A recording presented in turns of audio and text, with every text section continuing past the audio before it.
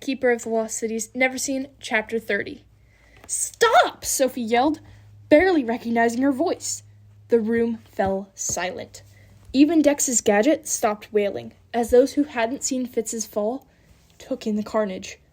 Sophie hurtled the wounded Arthroplera and dropped to her knees at Fitz's side. Dex had beaten her there, and his hands were pressed on Fitz's chest, trying to stop the bleeding. "What happened?" Della asked, fighting her way to her son. Her skin turned ghostly pale when she saw how painfully still Fitz was.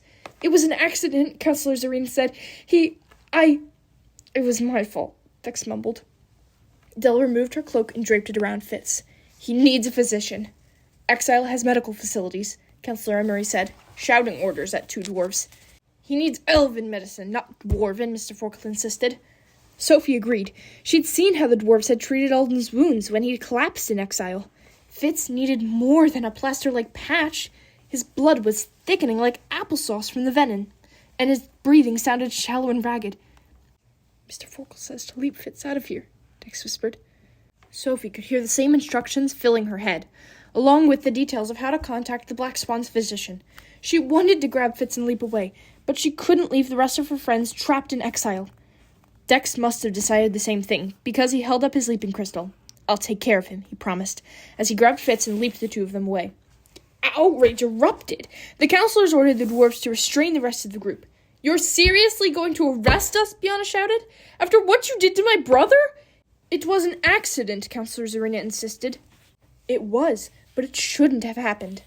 A glance at Orly told Sophie the pretty counselor knew what she was planning, and a nod told her Orly agreed. Before Sophie could change her mind, she reached into her pocket and stepped to the center of the crowd. "You're going to let us go now, or I'm going to use this." She held out Kenrick's cash, eliciting a round of gasps, even from the collective. Counselor Emery reeled on Orly. "Is this your doing?" "It is," she said. "I honored Kenrick's last request. He feared Sophie would need protection, and he was right." "Treason!" Counselor Alana shouted, and several other counselors agreed. Bronte and Tarek tried to calm them, but it turned into a screaming match.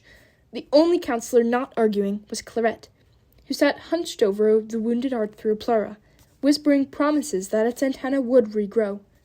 Sophie was glad to hear it, but she hated that she couldn't say the same for Fitz. A wound like his might not... She shut the thought down before it could finish. But what if Dex hadn't been able to reach the physician? Or what if something happened during the leap? Mr. Forkle had warned them that leaping through the force field was dangerous.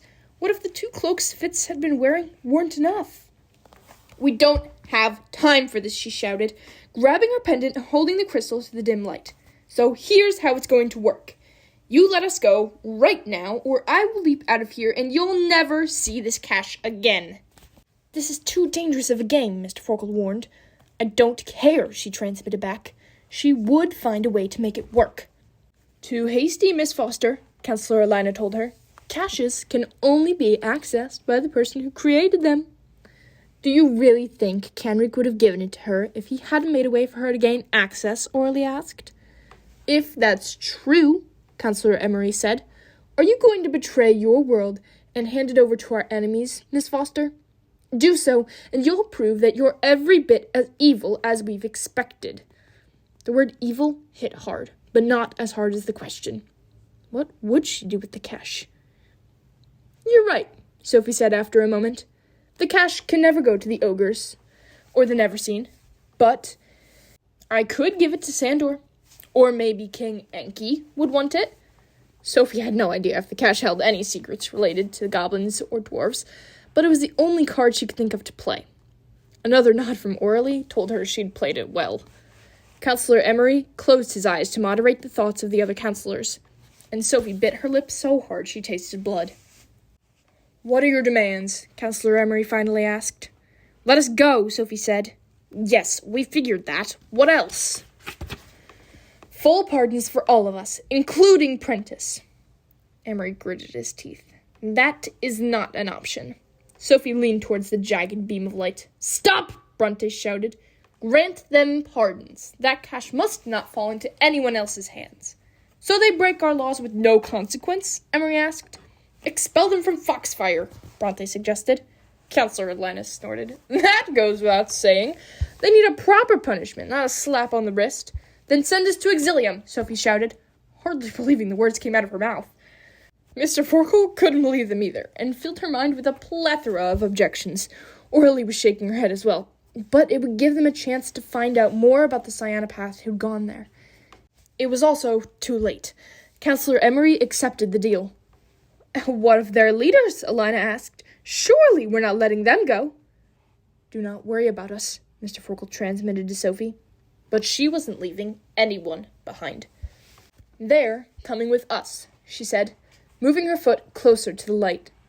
Counselor Emery sighed. Fine. We'll grant a temporary reprieve and resume our hunt tomorrow. And Prentice? Granite asked.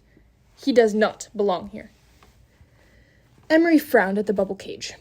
Rumor has it you've captured one of the Neverseen. We'd be willing to make an exchange. Deal, Mr. Forkle jumped in. When he saw Sophie's surprise, he transmitted, Prentice is more important than Gethin. Very well, Counselor Emery told them. Bring your prisoner to Luminaria at sunrise tomorrow for the trade. Are you done? What about Orly? Sophie asked. I can handle myself, Orly promised. She can, Bronte agreed. So, hand over the cash, Miss Foster, and you can leave. The cash isn't part of the deal, Sophie said. Otherwise, how do I know you won't betray us tomorrow? When they started to argue, she moved towards the light. Does that mean you'd rather I take this to the goblins? Or maybe the gnomes?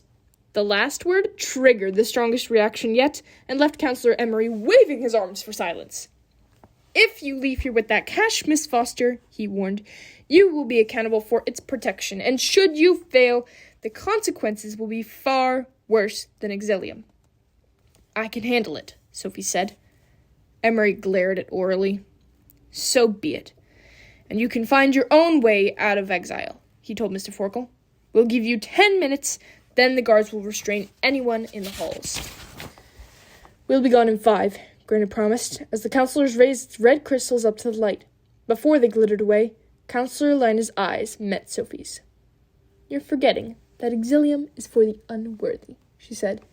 You've just banished yourself and your friends from the lost cities permanently.